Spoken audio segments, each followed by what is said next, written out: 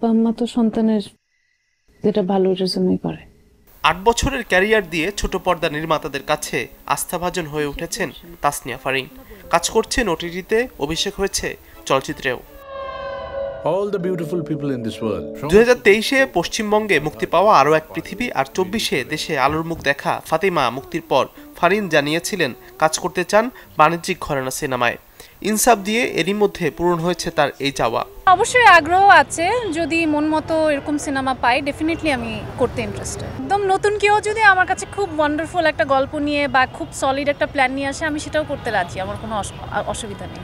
আলাপচারিতায় আক্ষেপ করে এই অভিনেত্রী বললেন দেশে তার অভিষেকটা ভালো হয়নি, তবে এই ভুল তাকে অনেক কিছু শিখিয়েছে বলেও মনে করেন ফারিন। কোনো কারণে সেটা হয়নি, আমি আশা করব ভবিষ্যতে কোনো একদিন যদি ভাইয়া আবার সুযোগ পান আমি বলবো এই ছবিটা বানানো উচিত। এই সিনেমাটা করতে গিয়ে আমার কিছু মানুষের সাথে পরিচয় হয়েছে, যাদের সাথে পরিচয় হওয়ার কারণে আমি পরবর্তীতে নাটক করতে পেরেছি। So it's a chain reaction.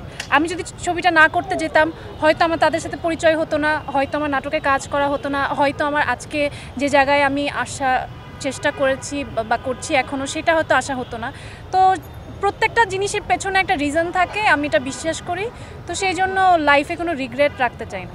নাটক আর ওয়েব সিরিজ, ওয়েব ফিল্মের পাশাপাশি ফারিনের ব্যস্ততা এখন ইনসাফ নিয়ে। সঞ্জয় সমদ্দার পরিচালিত যে ছবিতে তার দুই সহশিল্পী মোশাররফ করিম ও শরীফুল রাজ। মাজহারুল ইসলাম তামিম, চ্যানেল 24, ঢাকা।